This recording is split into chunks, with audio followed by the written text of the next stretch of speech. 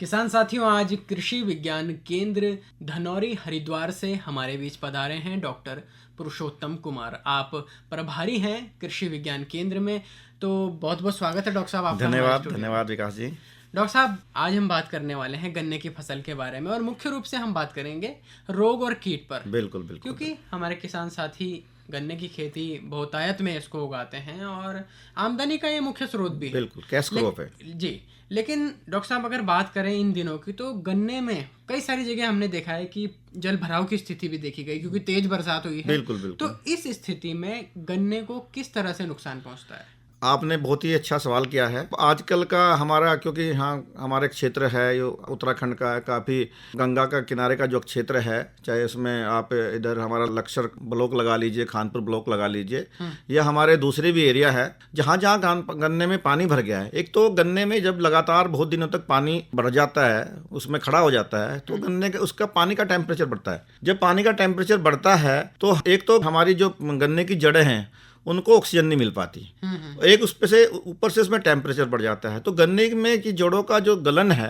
वो तुरंत हो जाता है। तो इसके लिए किसान भाई सबसे पहले तो अगर कर सकते हैं तो जो पानी, फालतू पानी गन्ने में खड़ा हुआ है उसको बाहर निकालें।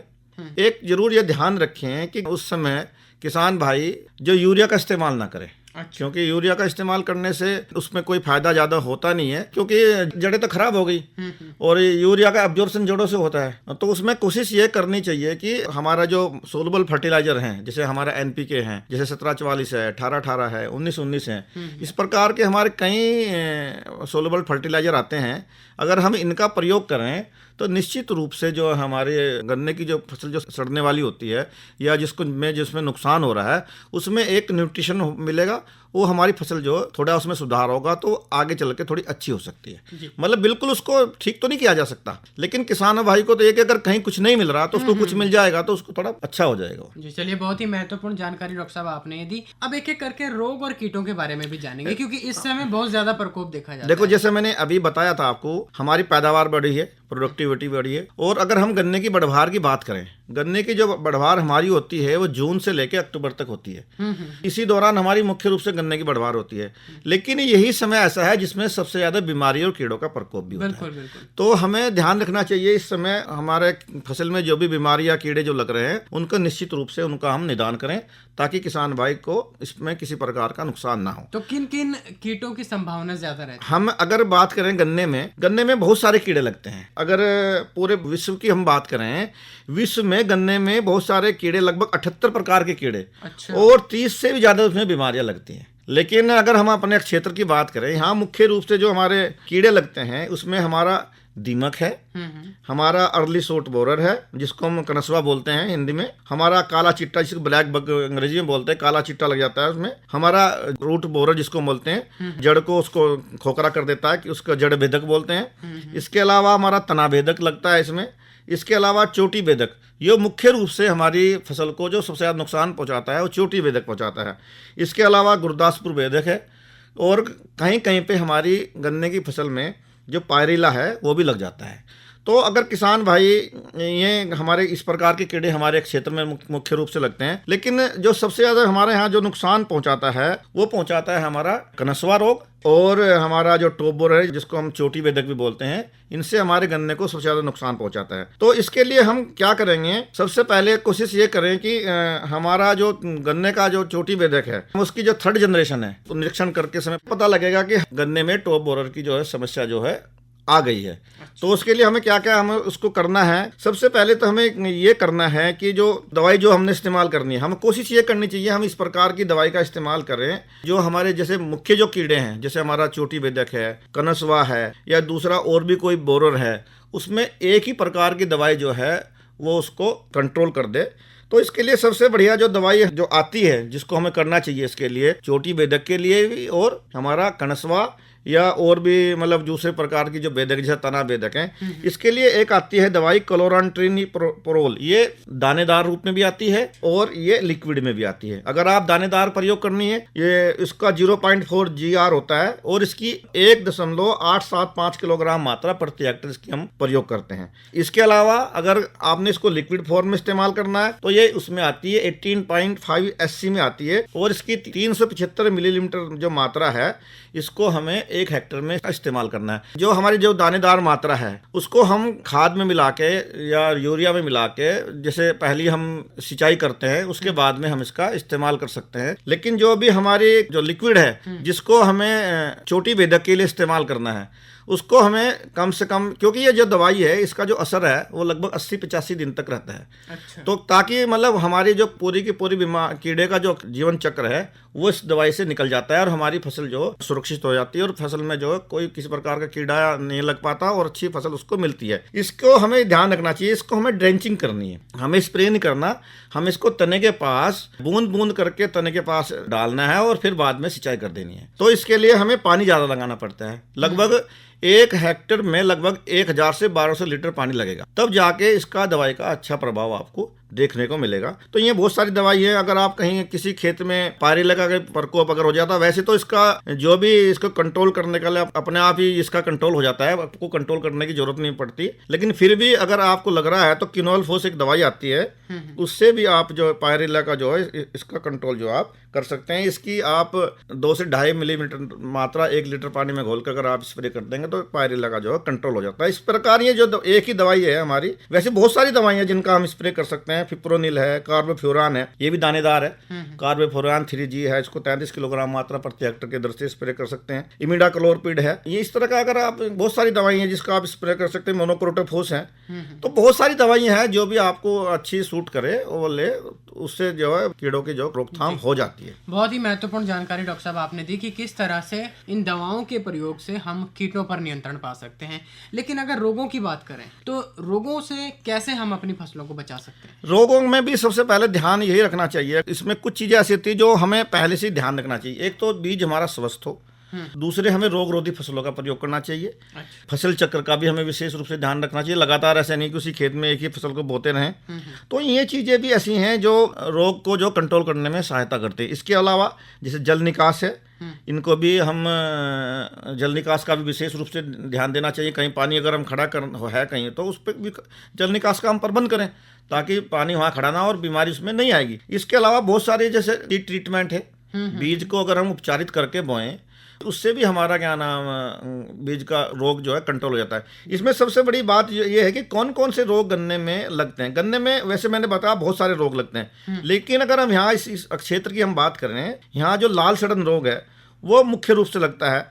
आपका कंडवा लगता है, विल्ट लगता है, इसको उकठा रोग बोलते हैं हम इसके अलावा एक और जो आजकल बहुत आए तो में लग रहा है उसको बोलते हैं पोक्का बोइंग, इसको टॉप रोट भी बोलते हैं। तो इसका भी बहुत बड़ा असर जो हम अब गन्ने में दिखाई देते हैं। देखो अगर गन्ने में लाल सड़न की बीमारी है, सबसे पहले तो हमें कोशिश ये करना चाहिए कि जिस फसल में या जिस प्रजाति में लाल सड़न का बीमारी आ गई है उस प्रजाति का हम इस्तेमाल ना करें। तो अगर बाय द वे हमें करना ही पड़ जाए, हमें कोशिश ये करना चाहिए बीज ऐसे खेत से ले जिसमें लाल सड़न रोग की समस्या नहीं है। ऐसे इन्फेस्टेड पौधे का ना बोएं जिसमें लाल सड़न आपको लग रहा है।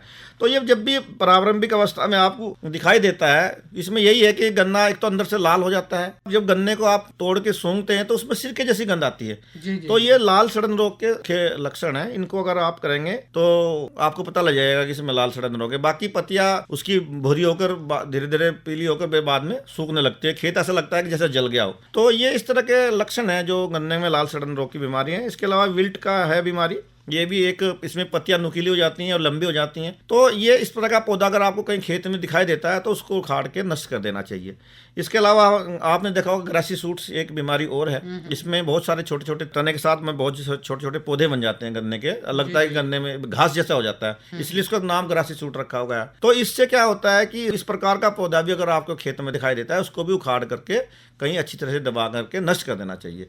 तो कुछ तो ऐसे ही हैं जिनकी कोई स्प्रे हमें नहीं करना पड़ेगा, उनका कंट्रोल ऐसे ही करना पड़ेगा जो आप कल्चरल मेथड से उनको उखाड़ के वहाँ से नष्ट ही करना पड़ेगा। जैसे इसमट है आपका और आपका ये ग्रासी सूट्स हैं। इसके अलावा जैसे पोका बोइंग है, पोका बोइंग अगर कहीं पे लगा हुआ है तो इसके लिए कोपरोक्सिक्लोराइड दवाई एक आती है, उसकी 2 ग्राम मात्रा 1 लीटर पानी में घोल के आप उसका स्प्रे कर दें तो जो पोका बोइंग की जो समस्या है वो खत्म हो जाएगी। इसके अलावा जो मैंने अभी लाल सड़न बताया, इसका भी सबसे बड़ा जरूरी यही है कि आप बीज का ट्रीटमेंट करें। इसका ट्रीटमेंट हम कार्बेंडाजिम से भी कर सकते हैं। 1 ग्राम दवाई 1 लीटर पानी में घोल करके, अगर आपका 100 लीटर पानी है तो 100 ग्राम दवाई डाल दो, उसमें 15 से 20 मिनट के लिए जो कांचियां हैं, जिन खास तौर से 1 या 2 आंख की जो कांचियां हैं, डुबो करके आप उसकी बुआई कर दें।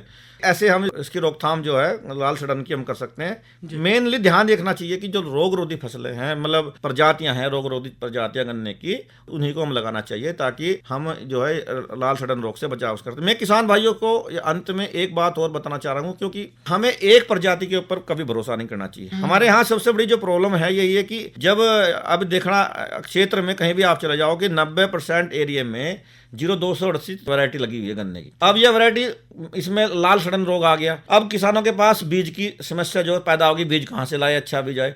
तो हमें कोशिश ये करनी चाहिए कि कुछ मात्रा में दूसरी प्रजातियों की भी साथ साथ लगाते रहें। जब लगे कि एक प्रजाति में किसी प्रकार की कोई बीमारी आ रही है तो उस बीज को आप उससे बदल सकें। तो मेरा ये किसान भाइयों को एक ये भी सुझाव था, इससे भी आपकी फसल जो है और बीमारी से बच सकती है। जी, निश्चित तौर पर हमारे किसान साथी बड़े ध्यान से डॉक्टर साहब आपके बताए इन सुझावों को सुन रहे हैं। अब जैसे डॉक्टर साहब आप बोल रहे हैं कि हमें छिड़काव करना है, लेकिन छिड़काव करते हुए तो हमें ध्यान रखना है कि कैसा मौसम है, किस समय हमें छिड़काव करना है, किन बातों का हमें ध्यान रखना है। जैसे ये सवाल आपका बिल्कुल बहुत वाजिब सवाल है, बहुत अच्छा सवाल है। स्प्रे में देखो हमें कोशिश यही करनी चाहिए कि जब भी धूप खिली हुई हो, मौसम साफ हो और लग रहा है कि अगले एक या मतलब कम से कम भी 24 घंटे बारिश ना हो, क्योंकि आजकल आपको पता है कि जो हमारा मौसम का जो पूर्वानुमान है वो हर मोबाइल पे भी आता है, रेडियो में भी आता है और टीवी में भी बताया जाता है। बिल्कुल, बिल्कुल। किसान भाई इन चीज़ों का भी, मौसम के पूर्वानुमान, अपनी कोई भी खेती में गतिविधि करने के साथ साथ मौसम पूर्वानुमान का हमेशा ध्यान रखें। अगर मौसम पूर्वानुमान का प्रयोग किसान भाई करेंगे, उनमें जो कोई भी काम वो करते हैं अपने खेत में, या कोई दवाई छिड़कते हैं या कोई और खाद डालते हैं, तो उससे जो है अगर आपको पता लग गया कि कल कुछ अभी अगले 2-3 घंटे में बारिश होने वाली है, तो उस चीज़ को आप टाल दें। या आप पानी देने वाले हैं खेत में, पता लगा कि आपके खेत में आपने पानी चलाना है और अगले 2-3 घंटे में बारिश होने वाली है, तो उसको टाल दें आप। तो इससे क्या होगा, एक तो आपका पानी का खर्चा बच जाएगा, या फिर आपने जो दवाई उस समय डाल दोगे तो दोबारा आपको फिर उसको रिपीट करना पड़ेगा। तो मौसम पूर्वानुमान का भी विशेष रूप से किसान भाइयों को ध्यान रखना चाहिए। मैं एक चीज़ और अपने किसान भाइयों को बताना चाहता हूँ, जैसे टॉप बोरर है या और भी है, इसमें हमें थोड़ा जैविक के ऊपर भी थोड़ा ध्यान देना चाहिए। जैसे हम बायो कंट्रोल जो मेथड्स हैं उनको भी फॉलो करें। उसकी जो टॉप बोरर की जो पीढ़ियाँ हैं उनको करने के लिए, उनको निरीक्षण करने के लिए आप फेरोमोन ट्रैप का प्रयोग कर सकते हैं। उससे आपको पता लग सकता है कि इसका खेत में इसका प्रकोप जो है स्टार्ट हो गया है। फिर आप ट्राइकोगामा कार्ड, इसको भी आप 20 से 25 ट्राइकोगामा कार्ड 1 हेक्टेयर में लगाएं, और इससे लगाने से भी जो है आपका इसका जो टॉप बोरर की जो समस्या है वो भी बहुत हद तक जो है कंट्रोल हो जाती है। तो ये साथ साथ रसायन के साथ साथ आप इनका जो बायो एजेंट्स है इनका भी आप निश्चित रूप से प्रयोग करें। जी, तो डॉक्टर साहब बहुत ही महत्वपूर्ण जानकारियां आज आपने हमारे किसान साथियों तक पहुंचाई कि किस तरह से हम अपनी गन्ने की फसल को रोग और कीट से बचा सकते हैं। इतनी महत्वपूर्ण जानकारी हमारे किसान साथियों तक पहुंचाने के लिए आपका बहुत बहुत आभार। धन्यवाद। धन्यवाद विकास जी।